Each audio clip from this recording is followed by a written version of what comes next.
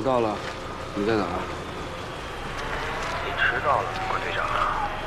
今天路上有点堵，我跟你说，别跟我卖关子，否则我可不奉陪。向前走1个路口，我得确保你没被跟踪。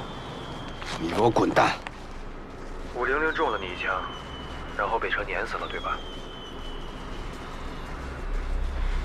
你到底是谁？向前走1个路口，你就能知道是谁拿走了你的枪。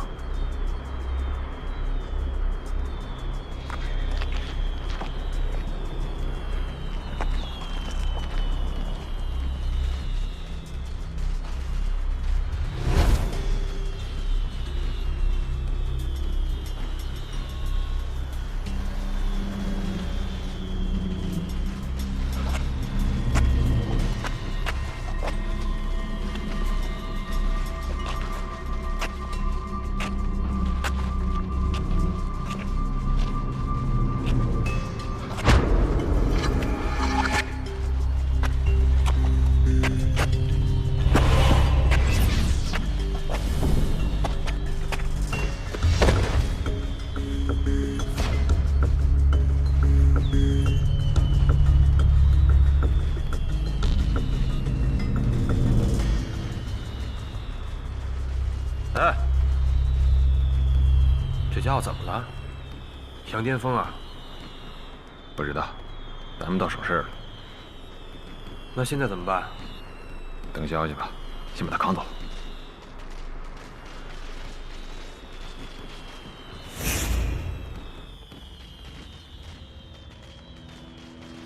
110吗？我要报案。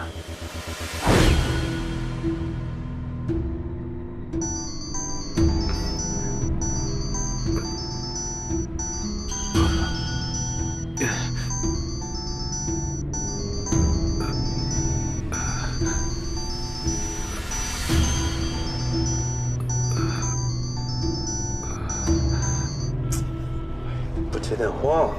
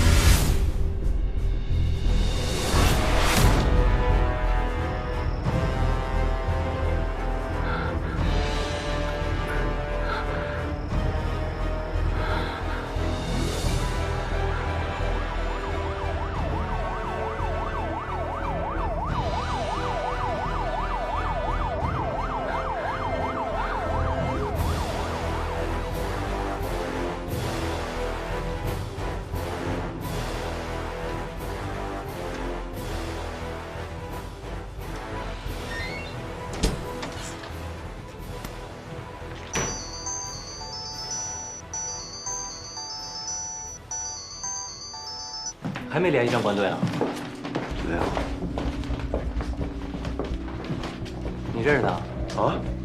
谁？我不认识，不认识。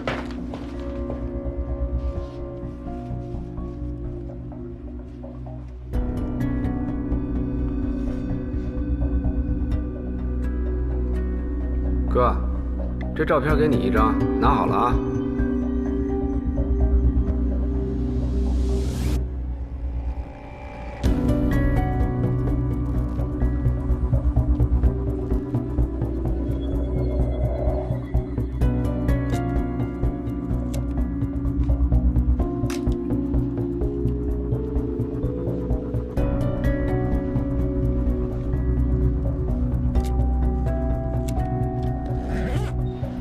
哎呀，光哥，洗好了。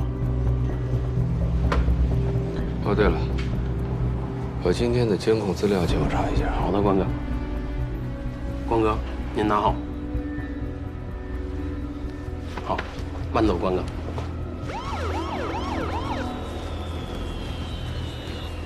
哎呦，关队，关队，你可回来了！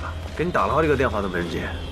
啊，鞭炮声太吵了，没听见手机响。凶器找着了？小高在楼道垃圾桶里找着的，上面有血迹和指纹。关队，结果比对出来了。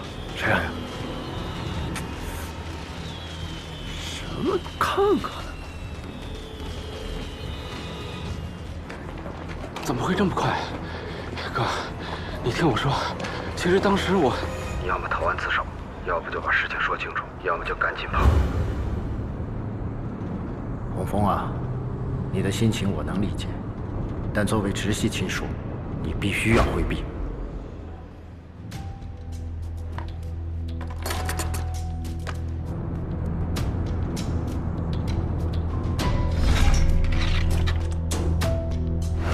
相信我，我真的没杀人。我现在该怎么做？哥，你想想办法。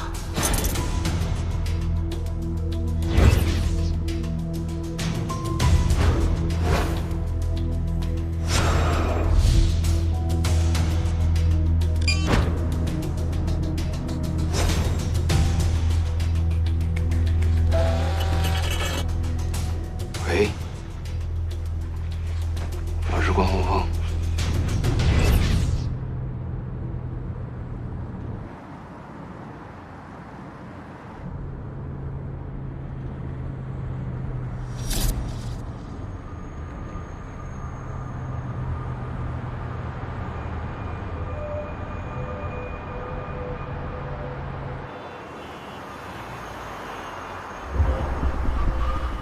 怎么堵成这样了？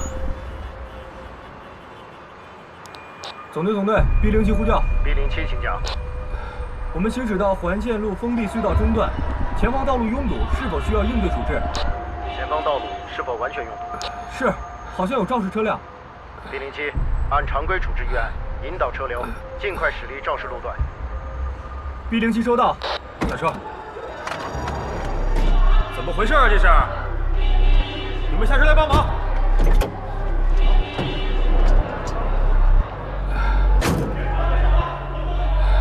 你们的车往前开，别挡在这儿。别挡路，别挡路！来，前面车动一动，动一动。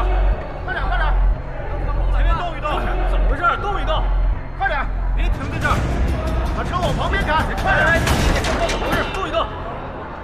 快点！哎，别跑！别跑！站住！追！快！别跑！别跑！站住！站住！追！别跑！追！站住！停下！站住！停下！别跑！站住！站住！谁？太黑了，这。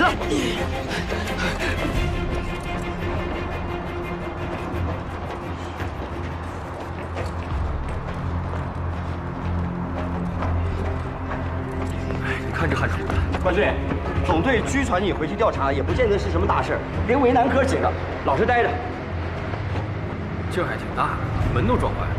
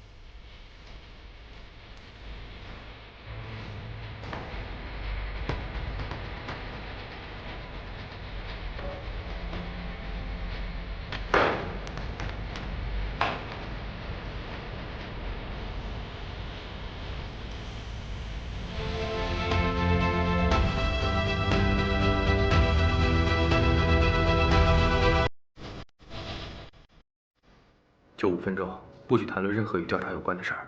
领导有交代，周队，你应该懂的。我明白。开门。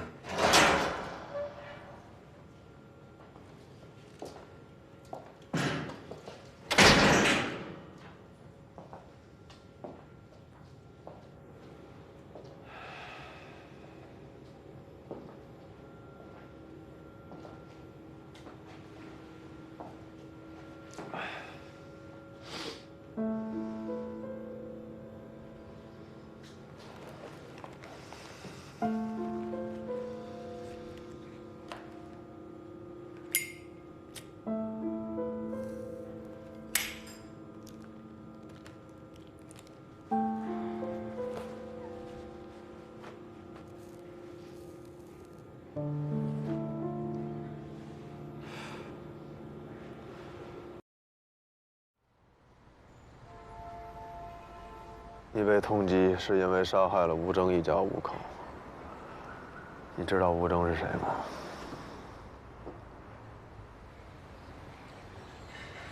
说心里话，我都不知道怎么就莫名其妙成了杀害一家5口的通缉犯呢。你们哥俩信息不对称的地方还不止一处。吴征是我们的人，他是市局的卧底。他们一家遇害的那天早上，我们还通过电话。他跟我说有一个不得了的发现：长风支队被犯罪集团渗透了，而且延伸到了级别很高的程度了。吴征既然是市局的人，为什么会跟你通电话？越来越像你哥了。问得好。因为我是他的牧羊犬。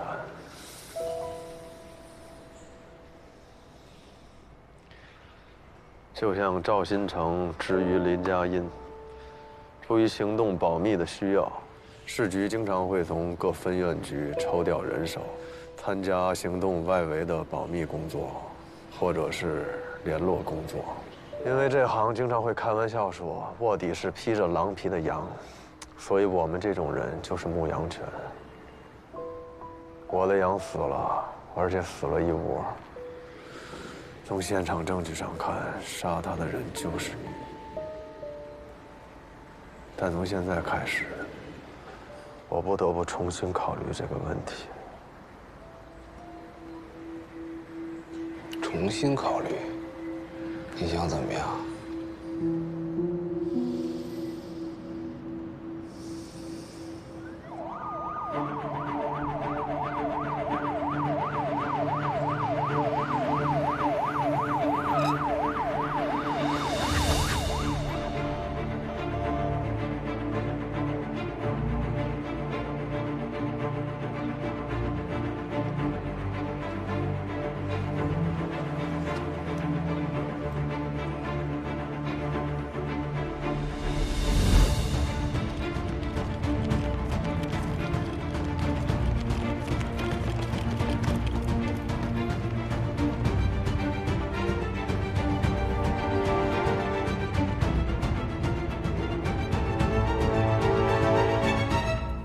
周旋，你因为被举报涉嫌谋害刘长勇副支队长，现在市局指派海港支队调查此案，决定对你采取拘留措施，带走。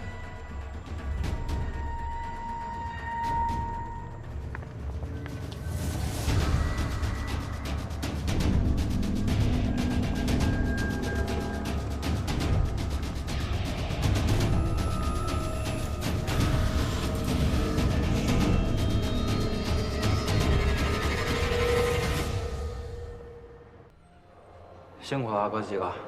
小王，哎，关队，怎么样？什么情况？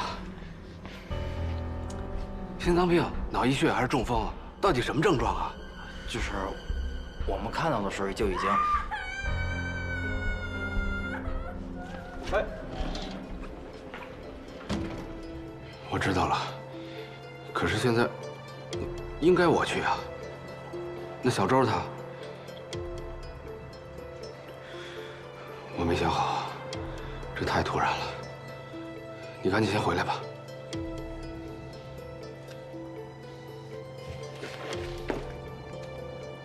出什么事了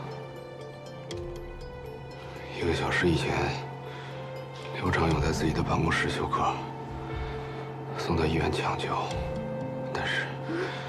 你是说刘长勇他？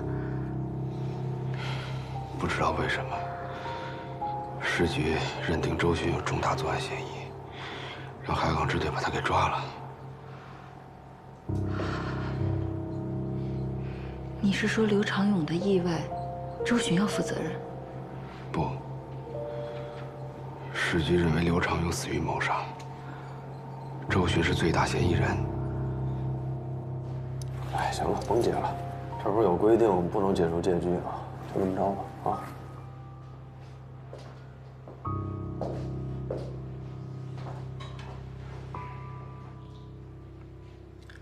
姓名：周迅，年龄35，住址：长风区罗家里6号楼901。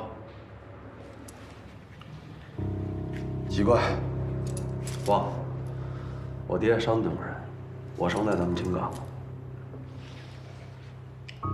家庭成员：就我和我爹2人。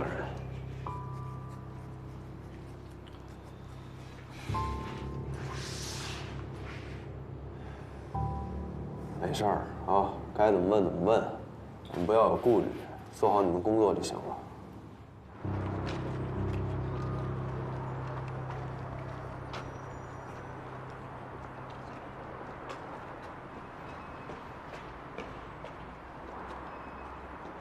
哎，站住！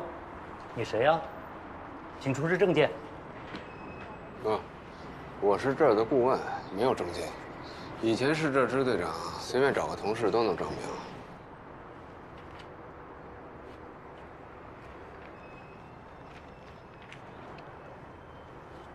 关洪峰是吧？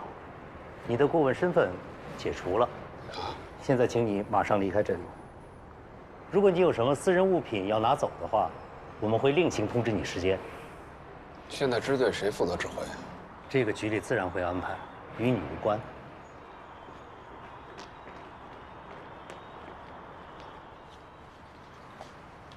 海港支队勘察现场。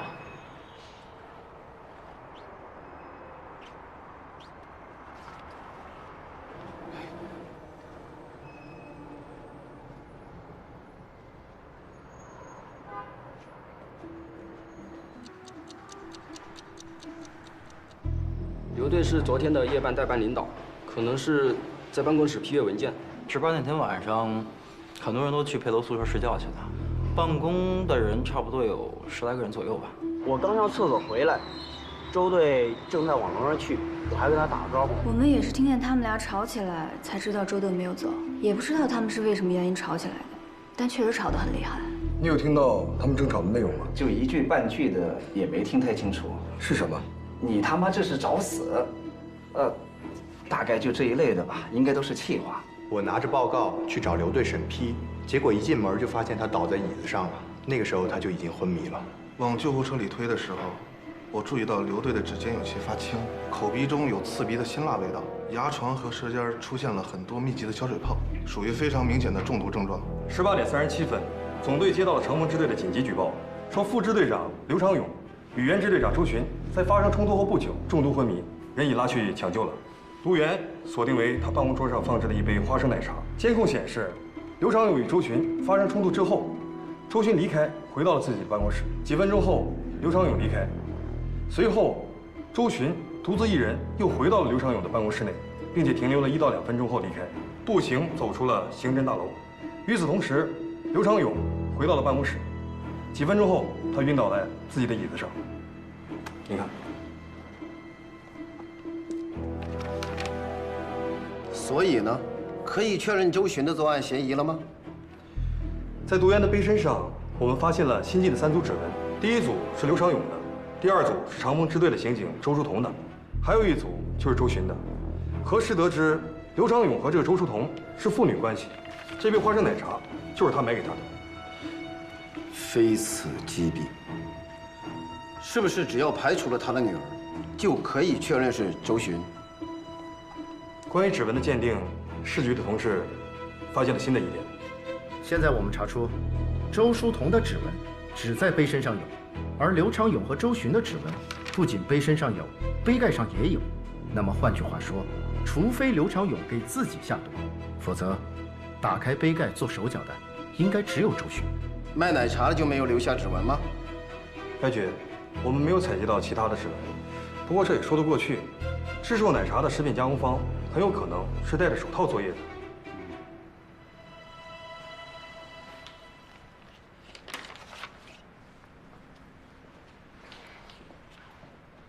好的，我知道了。等有进展的时候随时联系。好的，关队，随时电联。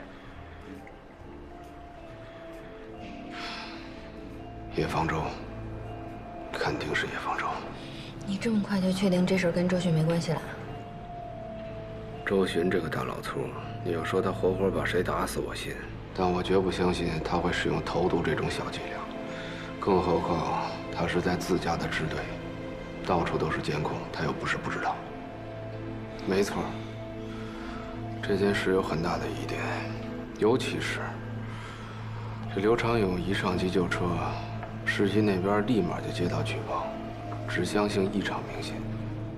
事关市分院局支队领导的生死，市局反应迅速，也在情理之中。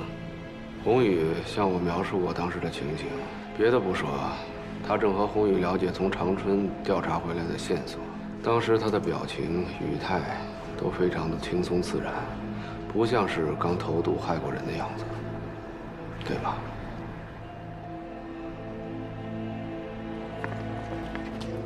刚才说的事儿别跟你哥说。从之前有过2次意外之后，周寻就一直在暗中追查长风支队内有没有被犯罪分子腐蚀或者渗透的情景。从现在的情形来判断，他侦破的方向是对的。如果说周寻真的是被冤枉的话，那我们现在该怎么办？既然市局已经调查出毒源是那杯花生奶茶，从监控上看，刘长勇在饮用奶茶之前，除了周寻，没有任何人进出。所以，在剩下的这些可能性当中，我们要做的就是查一下奶茶什么时候被下的毒。市局不是已经查到那个杯子上面有周书彤的指纹吗？你说到点儿上了。我在支队这么多年，从不记得刘长勇是那种给自己买花生奶茶喝的人。得找机会问一下小周，那杯奶茶是不是他买给刘长勇喝的？等会儿我去医院问问。哎，如果我们能核实出那杯奶茶是在哪儿买的，你有没有把握把沿途的监控录像都调出来？不是，那你看你想看哪种监控呢？其中它交通监控和安防监控它破解办法是不一样的。你到时候吧，它不是说你行了，反正现在咱这状态也狮子多了不怕咬，我就都把它破了，你到时候看呗。先把机票的问题解决了再说。佳音，你准备飞长春吧，务必要保证乔森的安全，他可是咱们手上最有价值的证人。就目前情况看来，叶方舟这伙人已经丧心病狂，你要做好心理准备，随时陷入凶险。那倒无所谓。如果陷入你所说的境地，交战的规则是什么？等到了正面交锋的时候，咱们绝不能手软。就算为了对付他们，你最好不要变得和他们一样丧心病狂。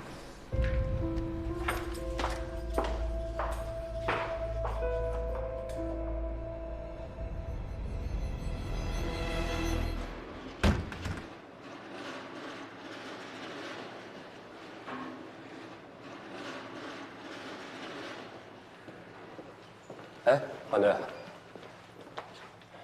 你们两个先到车里边等我。好。小周他，谁都知道不该在这个时候询问家属啊。不过没办法，市局盯得紧，老白压力也大。我这算是上车下派吧。还好你们没把他给定成嫌疑人啊。按正规处置啊，他是刘长勇的直系亲属，又是买送奶茶的人，所以嫌疑最大。不过也恰恰是如此啊，所以在最一开始就排除了他的嫌疑。一方面是他缺乏杀人动机，另一方面，他的指纹并没有出现在杯盖上。就算刨去这些吧，这孩子一直跟着你，你觉得他像是那种投毒杀害亲爹的人吗？我怎么觉得并不重要，证据才是最关键的。他怎么跟你们说？这孩子倒挺坚强的，脑子也清楚。据他的回忆，他是在支队南侧的85度 C 面包房，买了2个面包和2杯饮料，2杯饮料当中1杯是咖啡，1杯是花生奶茶，然后就开车回到支队，把面包和奶茶交给了刘长勇，自己回到办公室收拾了一下，就去食堂喝了半碗粥，然后就去佩楼的宿舍休息了。能确定那杯花生奶茶是被投了毒吗？技术队的初步检验结果是生汞混合物，不过和刘长勇中毒是否对症，还得等验尸结果出来。这不，法医正在征询他和刘队家属的意见吗？那也就是说，这杯花生奶茶从小周拿到手一直到交给刘长勇，这之间就没易过手是吗？从周书彤送完奶茶到刘长勇中毒昏迷，这中间只有老周2次出现在刘长勇的办公室，所以这个结果对老周可不怎么有利啊。哎，那小周手里那杯咖啡呢？他说他喝完了，然后就扔在那个食堂门口的垃圾桶里边了。你的意思是说，我们应该把那个杯子再找出来验一验？小周那杯咖啡应该是安全的，否则的话，他也早出事了。难道这个凶手就认定刘队一定会喝那杯花生奶茶？或者说，凶手确定小周不会喝那杯花生奶茶。先生联系。好嘞。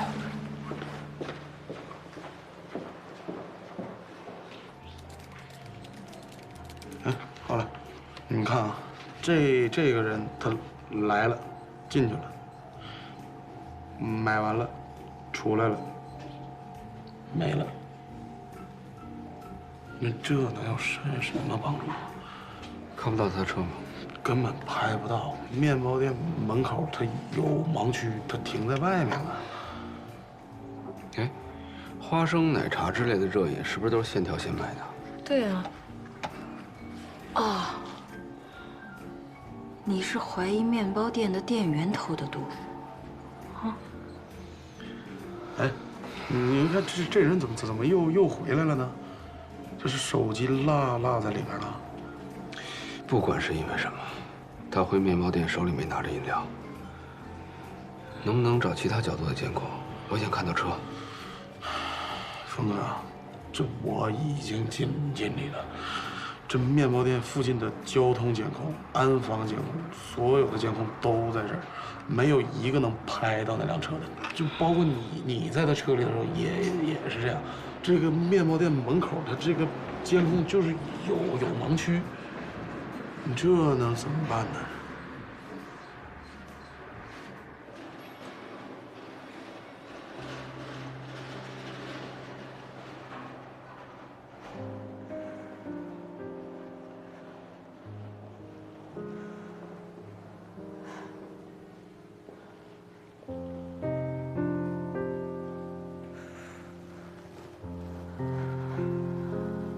关队长，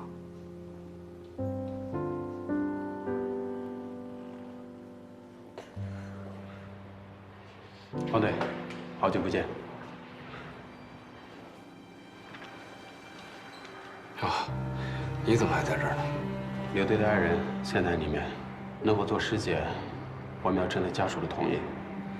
周警官那儿倒是没什么问题，但是授权书上还需要刘队的配偶签字。行，那你先忙。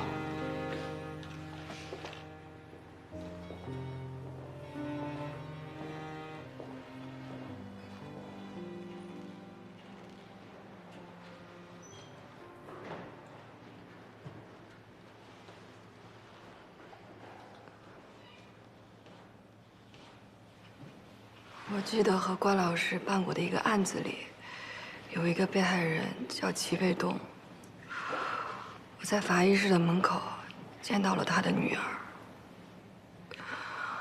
和关老师学习的这么长时间以来，我已经知道，人在面临巨大的噩耗时，会经历否定、抵触、悲痛和接受这4个不同的阶段。那个女孩没比我小几岁，现在想想，她似乎不处于任何一个阶段，也可以说任何阶段的状态都有一点儿。她这么多年来，盼望的就是能和父亲相聚，可结果呢，却盼来一个阴阳两世的结果。而我呢，父亲每天都在身边，而我却从来没有把他当成爸爸看过。这么晚了干什么去啊？执行任务。别去不行吗？别影响警察办案，请别跟着我，自己能搞定。我这不是都是一直想办法保护你吗？愿意接受任何处罚，不像您刘长勇这副官僚兮兮的嘴脸。你说你这种人能当上副支队长，简直就是我们支队的耻辱。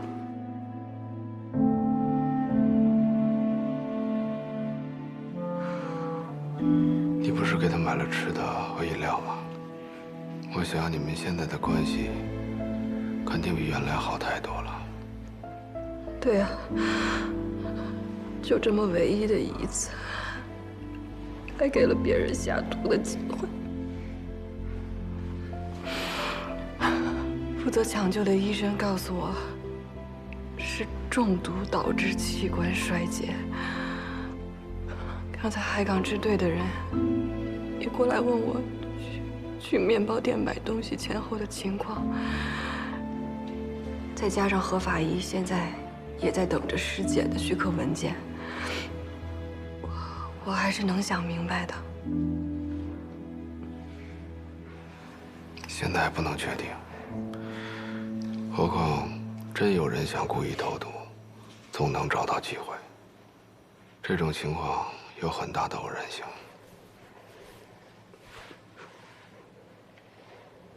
当初他俩离婚，他又重新组建了家庭。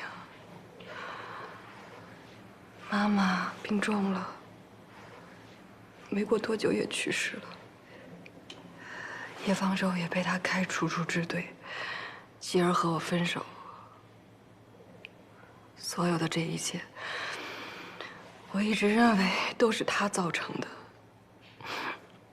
而我当时以为自己能做的，就是拿自己的命换他后悔一辈子。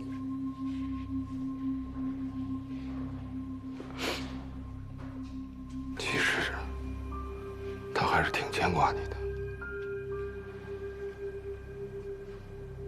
对呀，人长大一点儿，其实就都明白了，这些不过都是简单的因果。在我很小的时候，他俩就不停地争吵。他不愿意继续不幸福的婚姻，所以重新做了选择。我本来就不去探究事情的因果，只在乎自己对结果的感受。你说我是不是很幼稚、很自私？或者说是很蠢？我不知道他是不是一个好警察，但在我看来，也许做警察和做人一样，都有长有短。我也不确定他是不是一个好父亲，但我现在理解他，家家都有本难念的经，而他呢？他是我爸爸。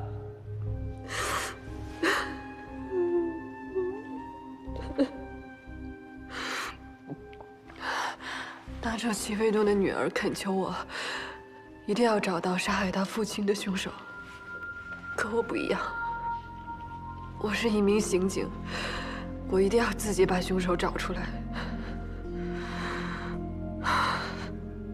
小白，老周。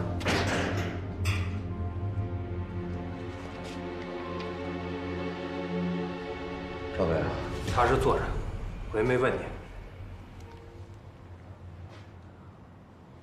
这样，我来问，你们进。怎么着？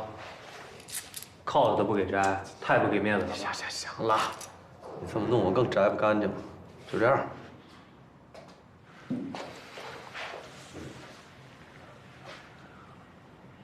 昨天晚上。 你都干什么了呀？昨天晚上老刘出差回来，然后我让他帮我值个夜班，然后头6点我找他说点事儿，然后6点之后我就离开支队了，然后在门口碰见了老关，我和老关随便聊了几句，大概其就是聊了聊，希望他能继续回来当顾问的事儿。对，哎对，然后你们就来了，就把我带走了。 我当时都不知道老刘出事儿了。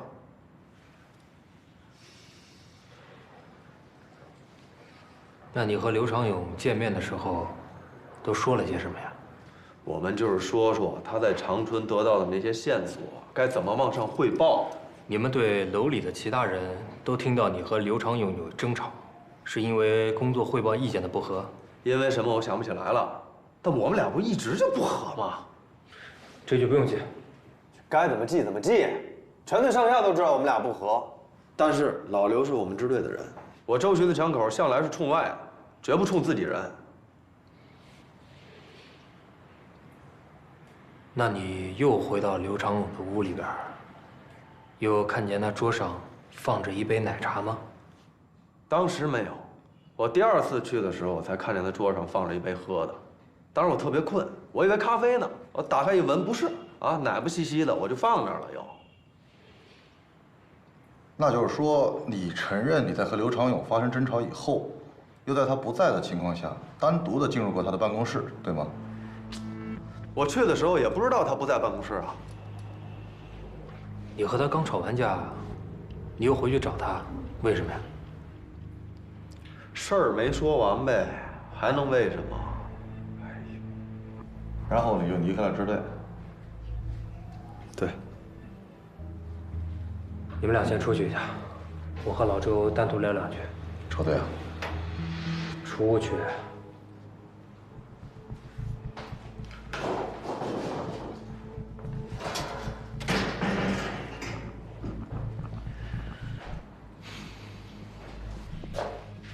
这么多年兄弟了，我也就不绕弯子了。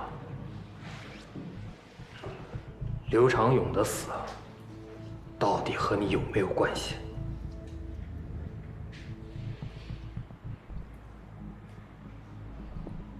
有关。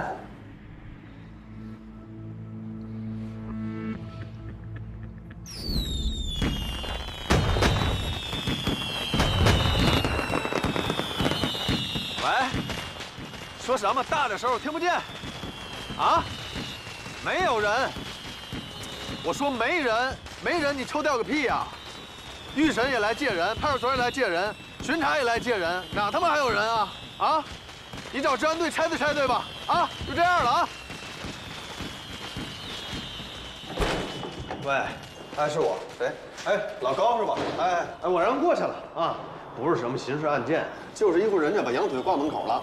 对，羊腿什么人腿啊？我告诉你，咱不说老百姓了，就是你们这派出所辨别能力太差。行行行。 好，我知道了。哎，先不说了，我这来电话了啊。啊，好，过年好，过年好。哎，好嘞。喂，我周巡，啊，不是你跟台子里说，我这没有台子呀，台子都拿出去了。对，哦，马上到是吧？行，那我下去啊。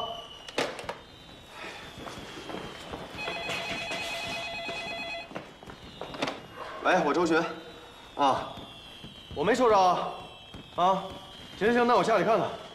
哎呦，别提了，今儿接了6起纵火案，没有1起跟纵火有关系的，行啊，去，行嘞，好，派人好，等着啊，去一会儿。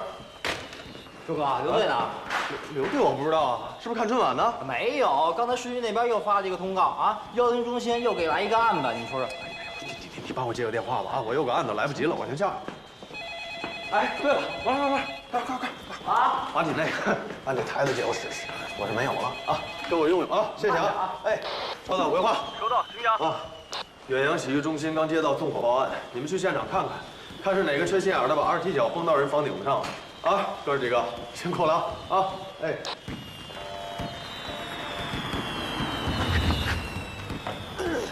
大哥，去哪儿去哪儿？疼！哎，嘿，又是那小子啊！这周哥，行，还没到12点啊，好样的！刷了去年记录了，今年都3进宫了。签个交接单。周哥，这是误会，他那手表就放在那儿，我以为没主呢，我就顺手。行了，误什么会啊？啊！事后你打人失主怎么回事？不是那……行了，得了，哎，哥几个辛苦啊！把他全家那个暂看吧，行吧？啊，对了，会议室有吃有喝，歇会儿暖和暖和再走啊！好，辛苦啊！哎。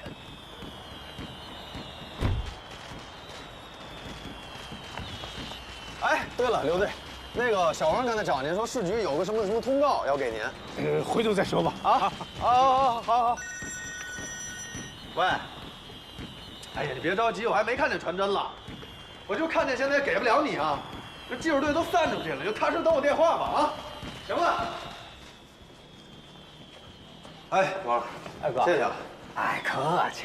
哎，让你把这给我啊。行，我刚看刘队出去了，一会儿我给他。行。哎，要是2队在那个台子里说一个灭火案的事儿，你叫我一声。哎，行啊。哎，王，这是什么？哦，我刚才不是跟您说了吗？那个110中心啊，转过来一个案子。然后说是曙光4号院入室暴力犯罪，秘密报案，这靠谱吗？那谁说的准啊？领导说了算呗。行吧，那回头我给关队打个电话。啊，哎，对了，一会儿你下去时跟战科说一声，把刚抓进来那3人分别关押，我一会儿下去问口供。行啊，放心吧。哎，走了。哎呀，不接电话呢。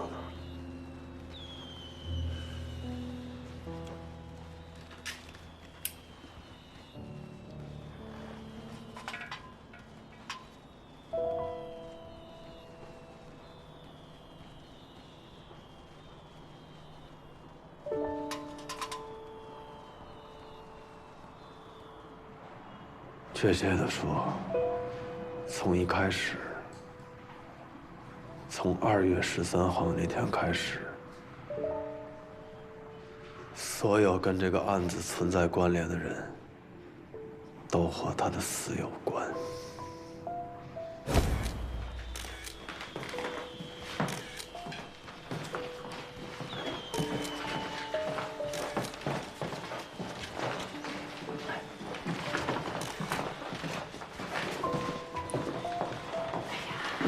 凶器啊，不可能是在这里面的，不用翻了。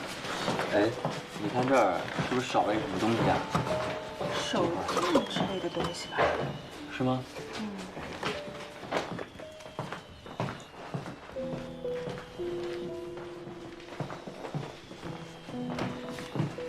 还没联系上关队啊？没有。你认识他？啊？谁？不认识，不认识。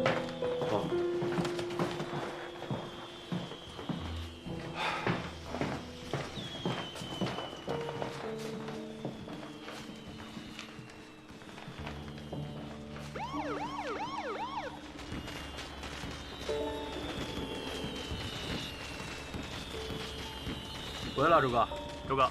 对。哎，周哥。哎呦，关队，你可回来了！给你打了好几个电话都没人接。鞭炮声太吵了，没听见手机响。哦，你怎么不在现场盯着呀？啊，我这勘察差不多了，我跟老刘吃口饭去。老刘呢？回队了。凶器都没找着，叫勘察的差不多了。凶器找着了？小高在楼道垃圾桶里找着的，上面有血迹和指纹。哎，对了，那个技术队在现场也发现了一块带有毛囊的头发，如果是凶手的 DNA 再加上指纹，那就是铁证。只要能找着人，这孙子想赖都赖不掉。关队，结果比对出来了，谁呀？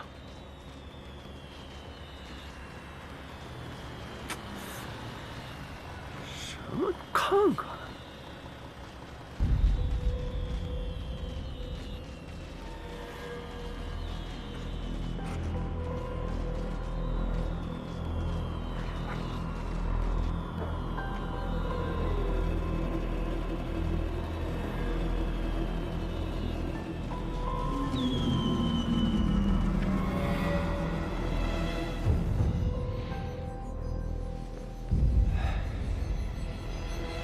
现在这么看，这辆车用的是套牌。根据车牌号分析，这很有可能是一辆09年的海马。能从视频里看清楚司机的脸吗？现在这光线和角度实在是太不理想了，看不清。现在基本上能确定，他一直在跟踪我和周书彤。哥。 你有没有想过，不管是谁往奶茶里下的毒，他可能想毒死的并不一定是刘长勇。当然，他看到小周买了2杯奶茶，却选择了其中1杯投毒，应该是排除了几种可能性，譬如小周会一下喝掉2杯奶茶，或者他选择花生奶茶喝。他知道周书彤无论如何都不会喝花生奶茶。要不你就再来一个。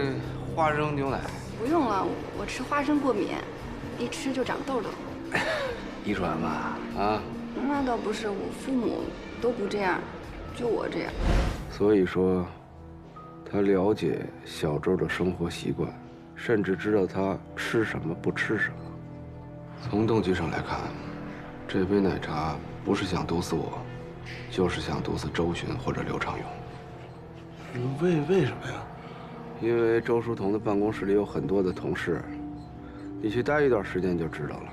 要买的话，每人买1份，要不就干脆不买。他只多买了1杯奶茶，恐怕是给某个领导。从隶属关系上来推测，关宏峰的可能性最大，而且他也不在意毒死其他人。你说，周书彤回去取手机，来回来去也就1分钟啊。 凶手是在这个时间下的毒吗？应该是。开警车外出，不锁或忘锁是常事儿。因为开的是警车嘛，总觉得一般人轻易都不敢碰。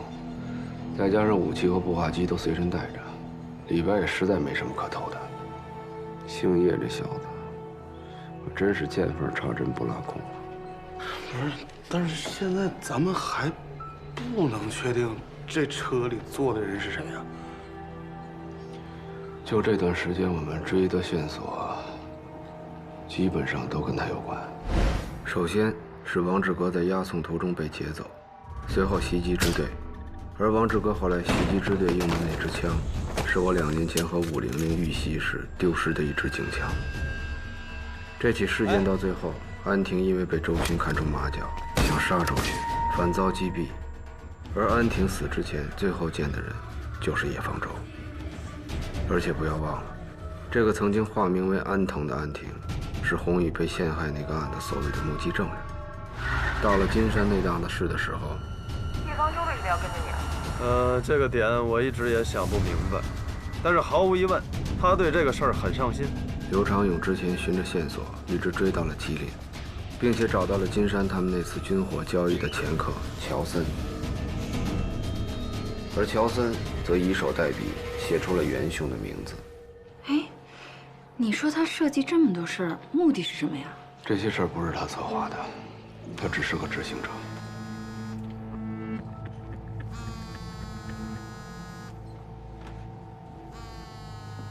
咱俩都在的情况下，我就不演戏了，你接吧。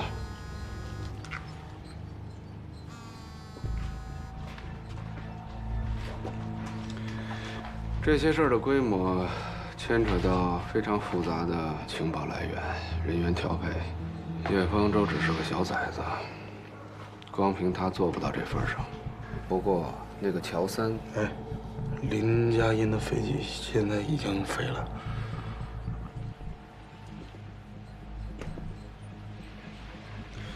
市局指派施广陵降任长风支队，他现在是管事的。我记得你跟我说过，他以前是从长风出去的。现在局面这么难看，派个老手来坐镇，也说得通。刚才是他亲自给我打的电话，关宏峰顾问的身份又恢复了。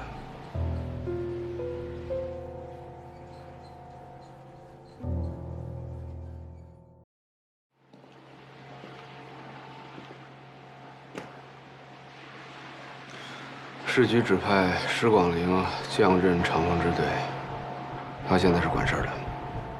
我记得你跟我说过，他以前是从长风出去的。现在局面这么难看，派个老手来坐镇，也说得通。刚才是他亲自给我打的电话，关宏峰顾问的身份又恢复了。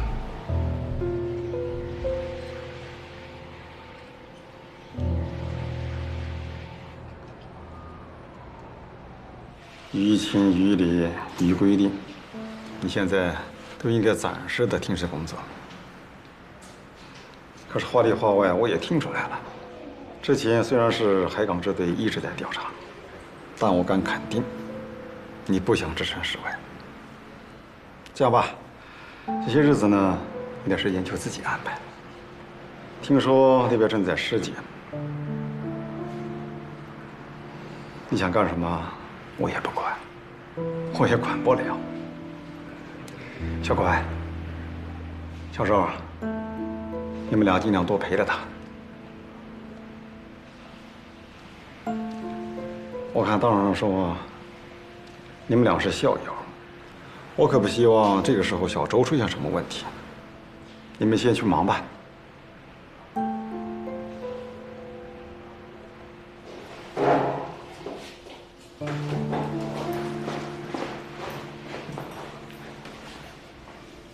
施局长，您特意找我回来，就是为了确保小周不会出什么事儿。刚才我已经说过了，这是小赵的事情，你的任务和他差不多，在中间加一个稿子就可以了。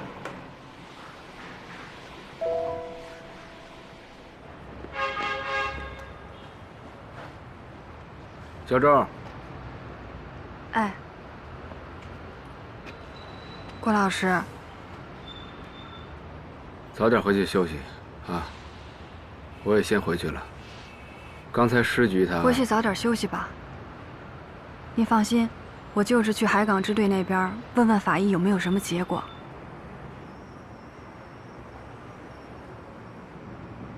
好吧，那我先走了。嗯。走。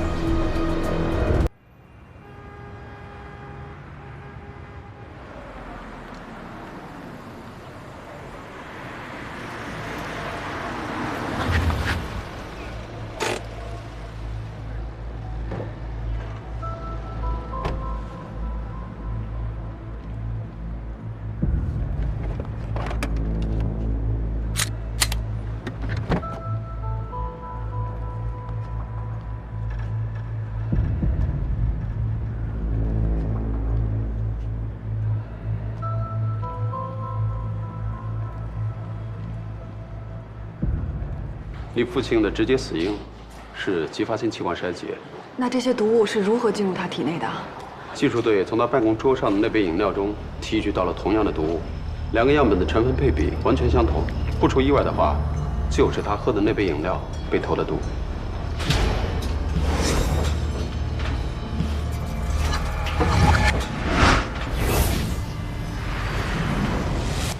要我说啊，这个制作的人具有相当程度的专业知识，甚至是专业背景。另一方面，所有的有毒成分都可以从正常渠道购买的原材料中萃取出来。但毕竟这些东西是有剧毒的，原材料就这么容易购买，那萃取过程不会很复杂吗？当然，而且大部分含量比较低，萃取出来很费劲。可能从化工原料中萃取更容易，但是这部分呢，我就不大清楚。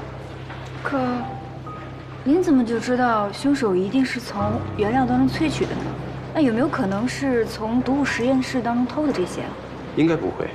如果是从实验室偷的话，完全可以做到纯度更高。譬如说，尸检中发现的硒含有过量的有机硒，这是很多化工和农副产品都含有的。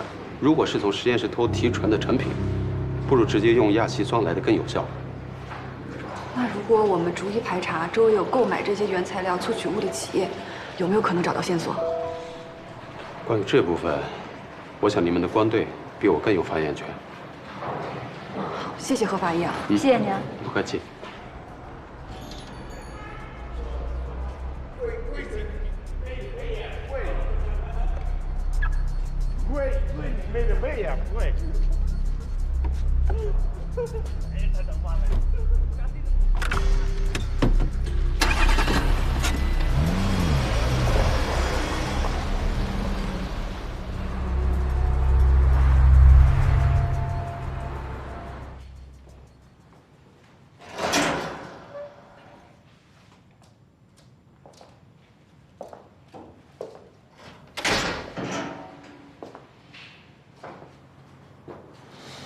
法官，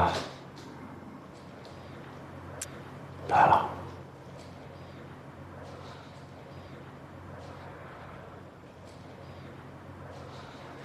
领导，咱们这码的什么局啊？也不告诉我一声。叶方舟现在跟只疯狗似的，老刘也牺牲了，他又被拘起来了。咱们长风支队整个已经瘫痪了。几年前，刘长勇在咱们支队内部做了全面的毒质调查，虽然提出了叶方舟，但恐怕还是遗留下了腐败分子。叶方舟呢，只是个中间环节，他所涉及的是一个庞大的犯罪组织。据我们所找的情况推断，这个组织等级分明，分工明确。而且利用多种腐化手段，已经渗透进公安系统内部，为他们提供情报和保护伞。现在有证据表明，他们早就有加害支队领导的意图。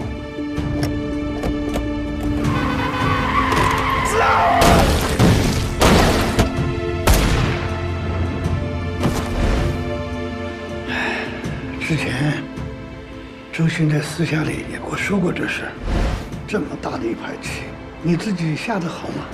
看我的造化吧。由于牵扯到内部人员，在没有完全摸清他们的情况之前，我们决定了先不要大吵金蛇。可是没想到，这事风险太大。法官，只有咱们俩是无牵无挂。我希望能把刘长勇和他闺女从这事儿里边撇出去。从这些材料当中，我找到一个共同点，很可能牵扯到……我跟你说了多少次了，让你别碰这事儿。没几天就退休了，你瞎掺和什么？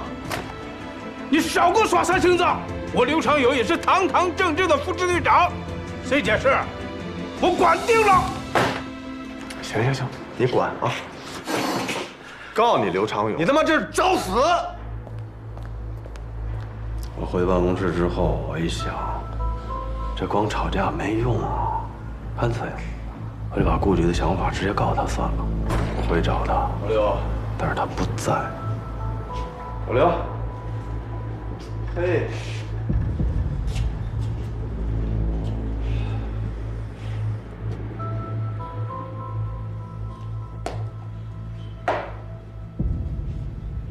哎，老关。我还以为你不回来了呢，我刚跟老刘置了一肚子气，咱哥俩溜达溜达去。刘长勇的牺牲，是我们都没想到的意外。对，但据我判断，其实他们那杯奶茶想毒死的人是我。这也是我绝对没想到的。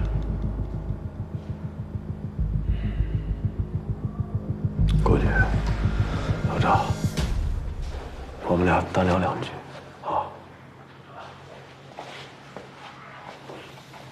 我先走了。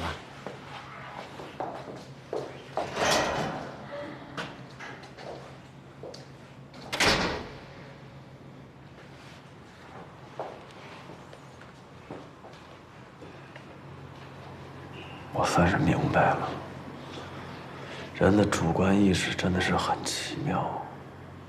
自打我识破你们哥俩这把戏之后，谁是谁，其实一眼就能看出来。 你既然说过不相信我是被冤枉的，为什么不戳穿我呀？你没和他说什么吧？那就好。有俩事儿我想问问你。第一，你们哥俩为什么要互换身份到支队来？虽然你学的越来越像，但不嫌风险太大吗？ 你记得有一次跟我哥出任务吗？也就是500牺牲他受伤的那一次，在一个黑暗的集装箱里，他留下了后遗症。不会是说他现在怕黑吧？医学上好像管这个叫什么“感光性癫痫”的逆反应。原来如此。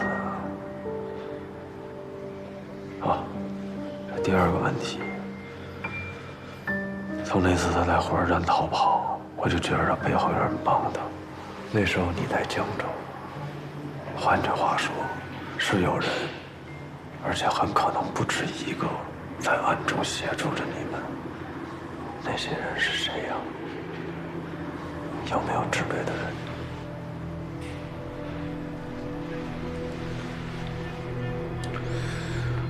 能够在这个时候对我们出手相助的。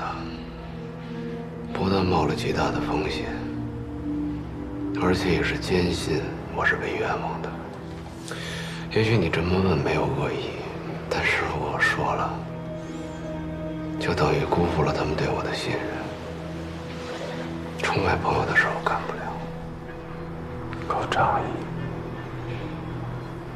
但我也想告诉你，有时候越亲近的人。 也不见得可信，包括你哥。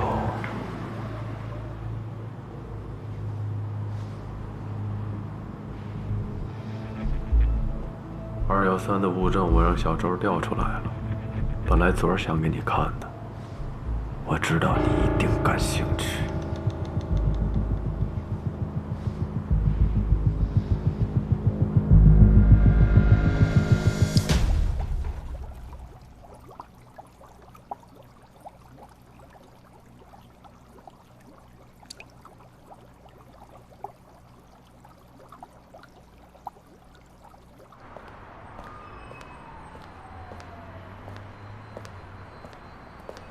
关队，小周还没走吧？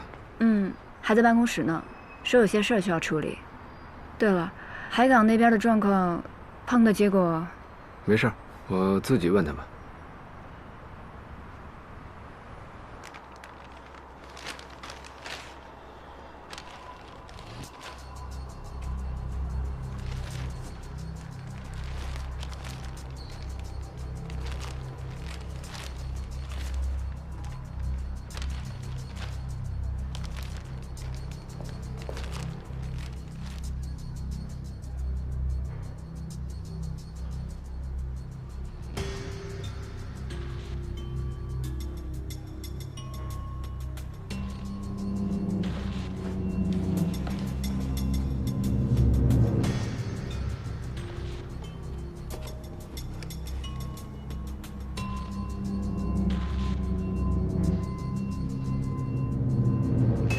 但洛卡尔物质交换定律告诉我们，只要进出犯罪现场，就一定会发生犯罪人与案发现场之间的物质交换。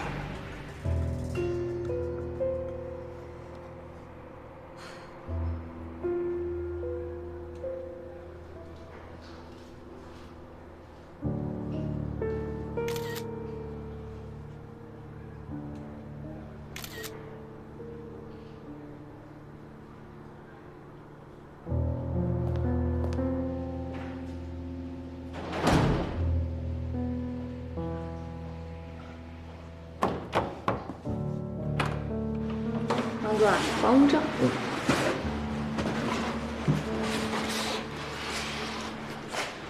来，签个字。好嘞。谢谢啊。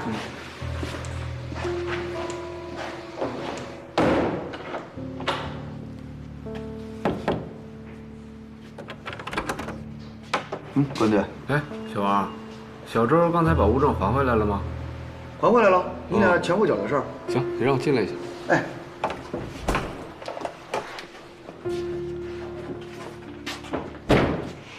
啊，是这样，小周不知道，我们刚才在勘验物证的时候，不小心把桌上的胶水给洒了。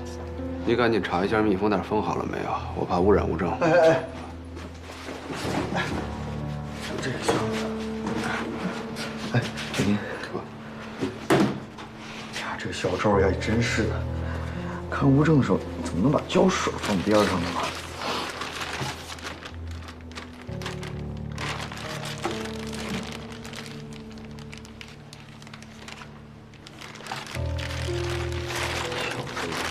粗心大意。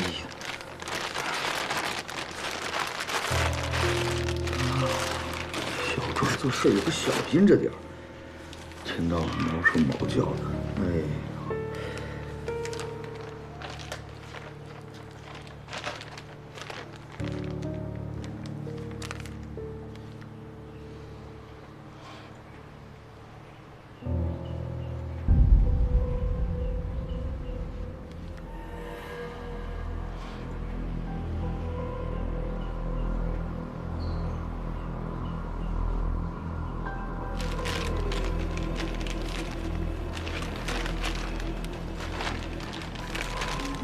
看来没问题。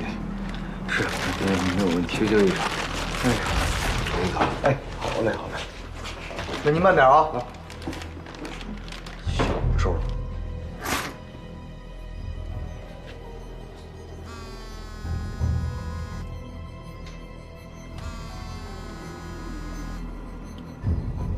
喂，我有事跟你说。天台见。你在哪儿？喂，喂，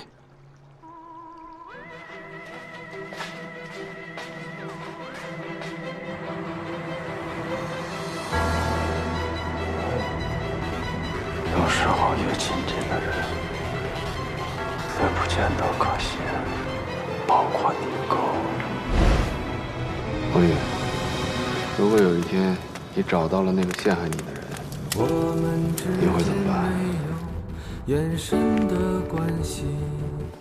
他妈叫你小白来的？你想死别拽什么？知道你这么做给我破案带来多大的麻烦？我真的没事，我压根就没去过那狗屁小区，我是警察，只相信正义。慢慢的，这算不算杀人呢？是他自己跳下去，周世东死了怎么办？我知道刚才发生了什么，必须有牺牲的精神和觉悟。没想到，你作为一个警察，竟然这么很有算计，是我弟弟，我一样会把你送进去。你知道邱卫东是怎么死的吗？你知道那一刀是谁扎的？你知道那30多刀是他妈谁划的吗？我早来自首了。因为你挺聪明是吧？你一个不知道什么，咱俩所有的努力就都白费了，下半辈子都得在监狱里度过。那武玲呢？怎么死的？别再跟我提了。你是刻意在向我隐瞒一些事情。不明白你在说什么？我真的怕我一露马脚，我就毁了你的一切。我们这走自作聪明就变成自投罗网了。我一天到晚戴个白手套，我还像正常人吗？我毕竟不是你，每一分每一秒我都提心吊胆。你呢？你有替我考虑过？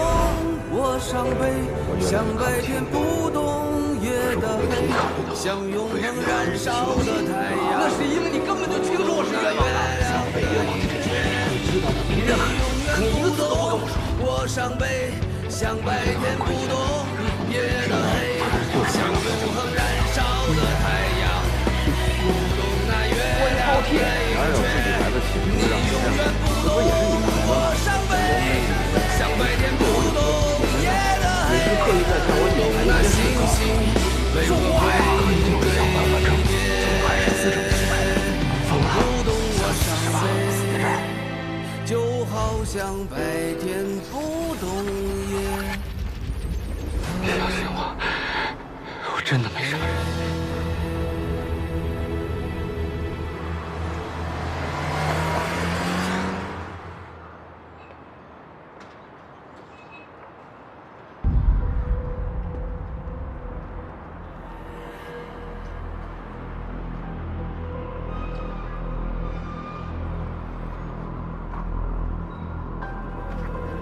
为什么在这交接？因为家里不够宽敞。什么意思？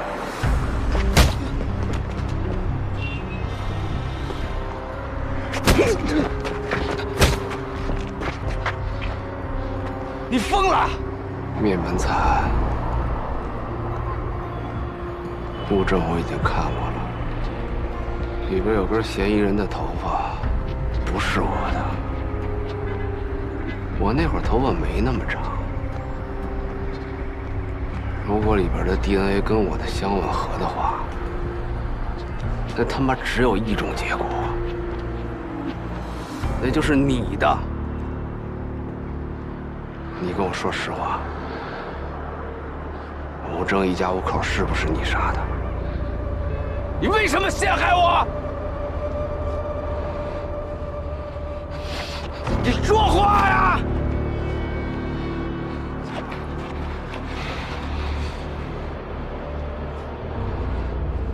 你把所有的人都当傻子一样耍，连你自己的亲弟弟都不放过，你还是人吗？我终于明白，你为什么晚上不敢出门，根本不是什么狗屁恐惧症，是你心里有鬼。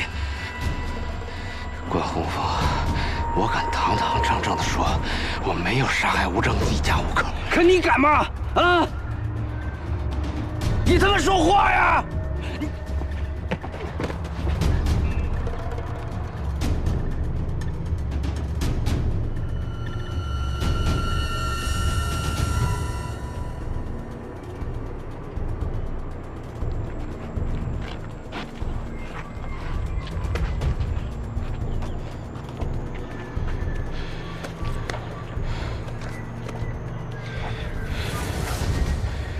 希望你还是能冷静一下。就算是你刚才猜的是真的，你想怎么样？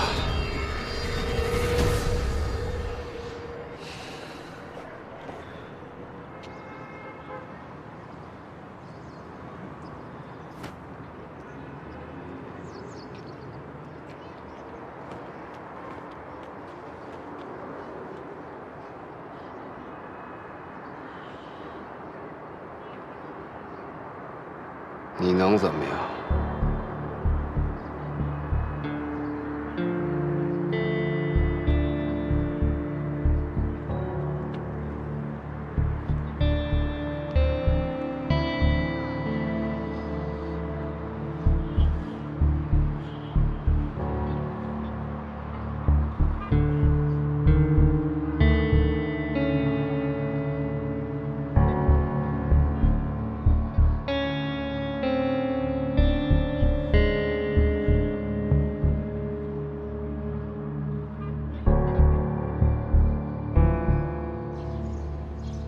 眼下这个状况，大哥还不满意吗？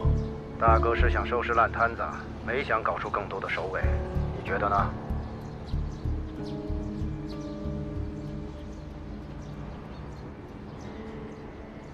你怎么看关老师？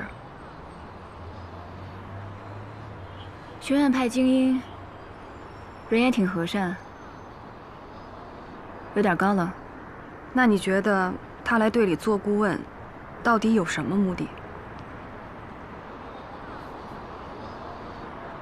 我估计，他是想找机会接近他弟弟的案子吧。不过这在队里也不算什么秘密啊。他弟弟的案子我不了解，但是不管真相怎么样，毕竟是亲兄弟嘛。我在他身边工作的这段时间里，发现他异于常人的缜密、严谨、理智。这样一想想，他因为当初被禁止调查关宏宇的案子，愤而辞职，很蹊跷。怎么讲？你看我就明白了。就因为我是队里的现职刑警，再加上周队的嫌疑又大，所以我爸的案子就被移交给海港支队了。那当初如果关老师没有辞职的话，那他弟弟的案子恐怕也移交给其他的分院局了。那如果他再想接触这个案子，岂不是就更难了？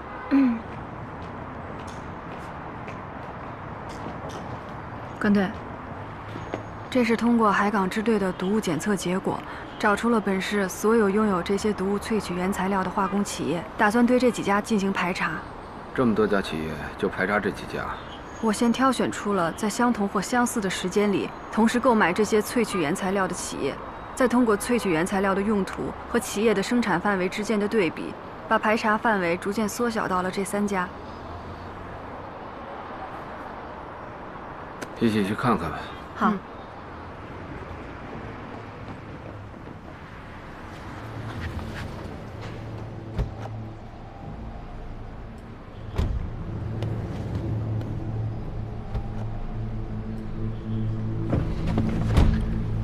你他们怎么才来啊？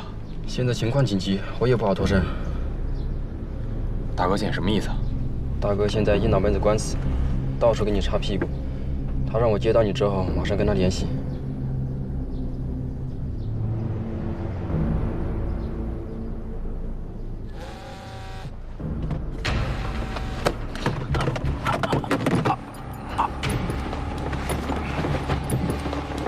别怪我，兄弟，要怪就怪大哥不该派你来杀我。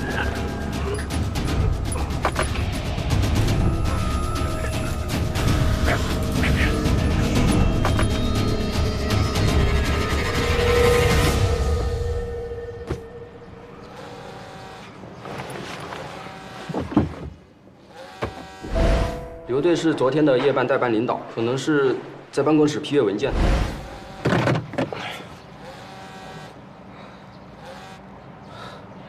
孩子，接上那小子了吗？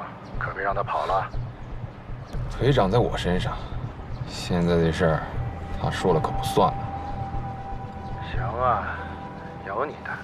不过你可想清楚了，你能跑到哪儿去？你跟大哥最好还是祈祷我能安全。被你们杀和被公安抓，你猜我会选哪一个？动动脑子，如果把你杀了，关宏宇肯定会意识到你是被灭了口，背后还有其他的人。留你活着，大家反而更安全。而且你心里最清楚，眼下这个形势，只有大哥有能力送你安全离开，甚至出境。行，只要你们安全送我离开金港，我就能交出关宏宇。这个提议倒还有趣，不过你最好先收拾掉首尾。什么首尾？化工厂的黄山，还有长春的乔瞎子，这2个人都是可以直接支撑你的。黄山还好说，可是乔森他……大哥已经派娃娃去解决乔森了，你只要把黄山料理好就行了。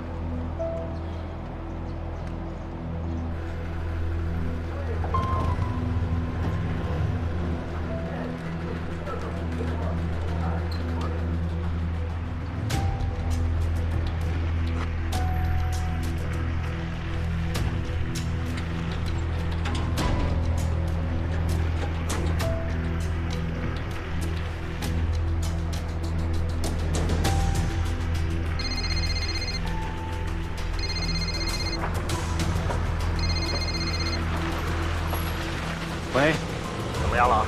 刚找，有点扎手。不用了，马上回来。啊，别急呀，半天时间，我最多就需要半天时间。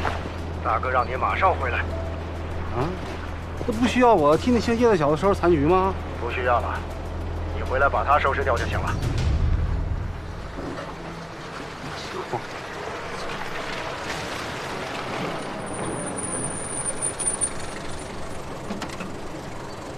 师傅，龙家机场。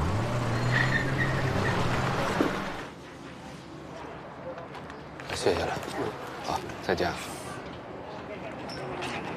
那现在应该就剩这一家了。天快黑了，关老师，您看我们要不要先回队里，明天再来查？别废话了，接着查，赶紧上车。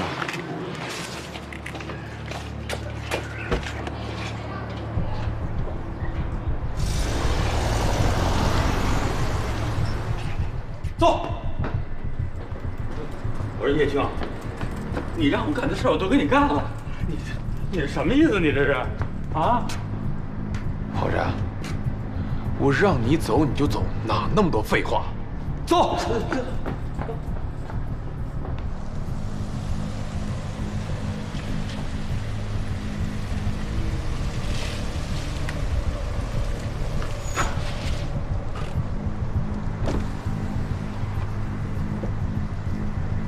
是叶方舟的车，走，小心一点。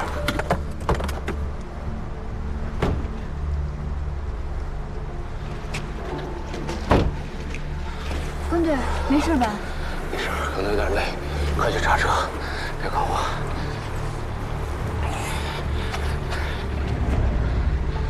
跪！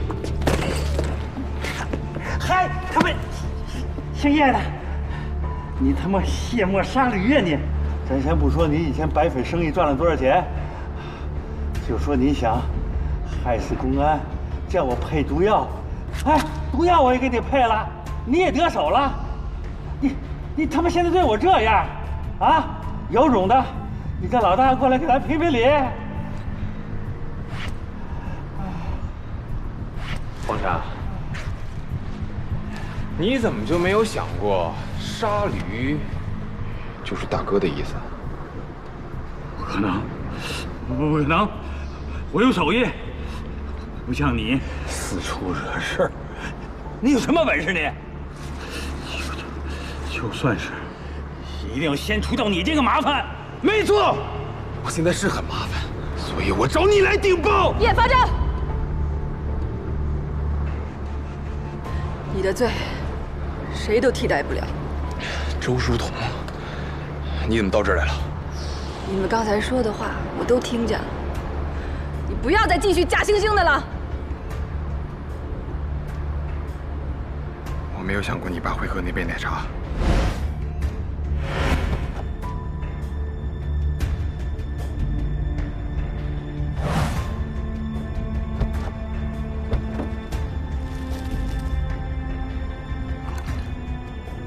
不要再说了。没错，当初是你爸害我离开警队的。但是就算为了你，我也没有想过害他。你以为你害的是其他人，我就会原谅你吗？书童，你听我说。闭嘴！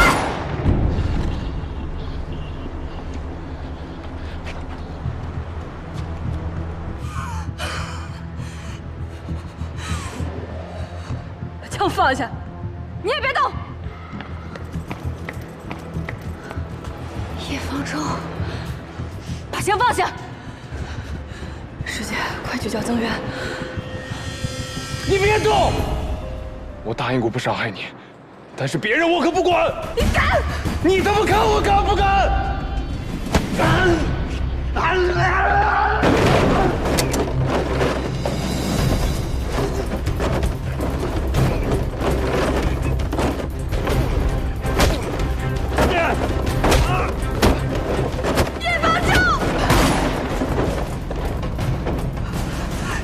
快去叫增援！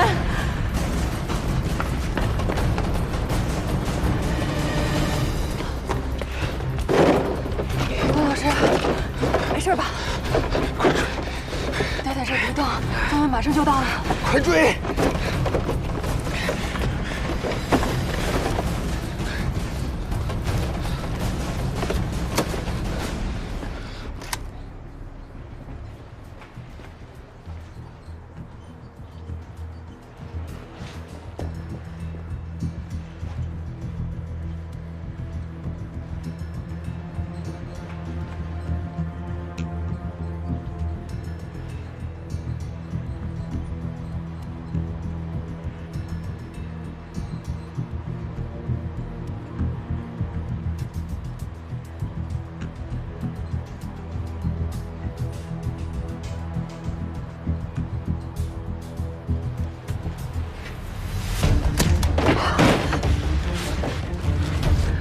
周书童，我对你处处忍让，你为什么非要把我往死里逼？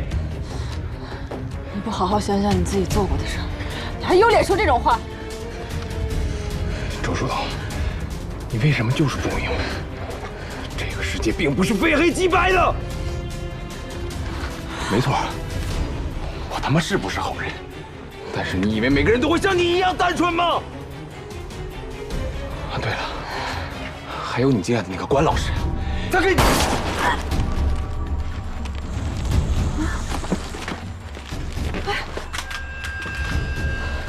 谁？师姐，关老师。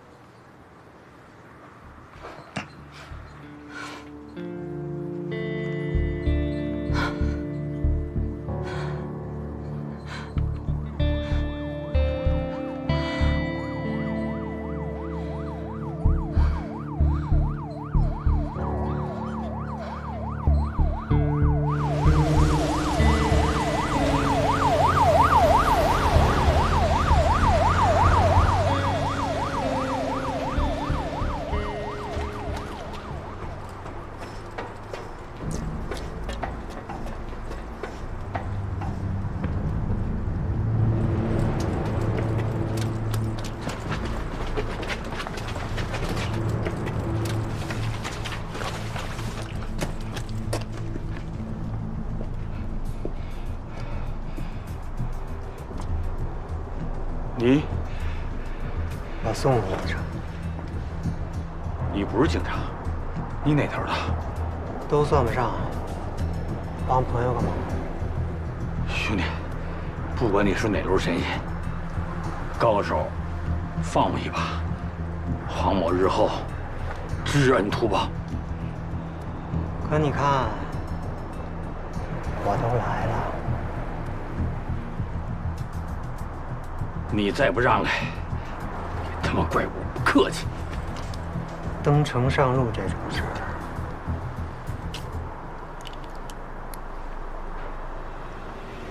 不用客气。啊，对了，还有你敬爱的那个关老师，他给你。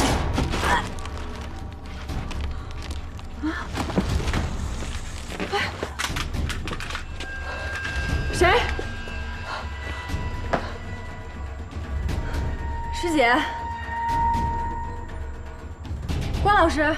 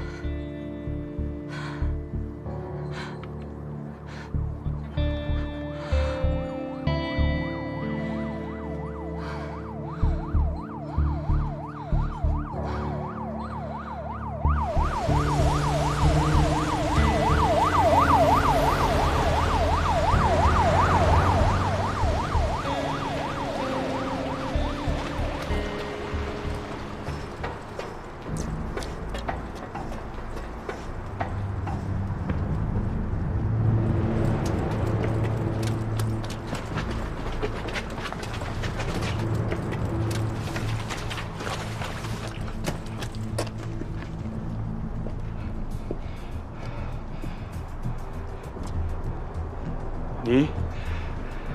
我送回来着。你不是警察，你哪头的？都算不上，帮朋友个忙。兄弟，不管你是哪路神仙，高手，放我一把，还我日后知恩图报。可你看，我都来了，你再不让开，你他妈怪我不客气。登城上路这种事儿，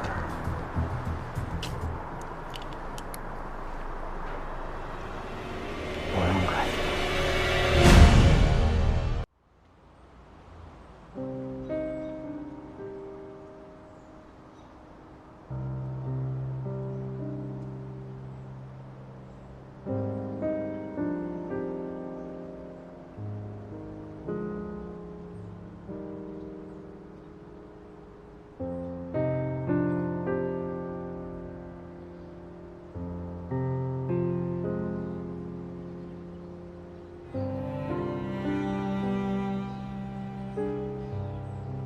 爸爸，相信你有这个能力，规划好自己的一切。爸，谢谢你。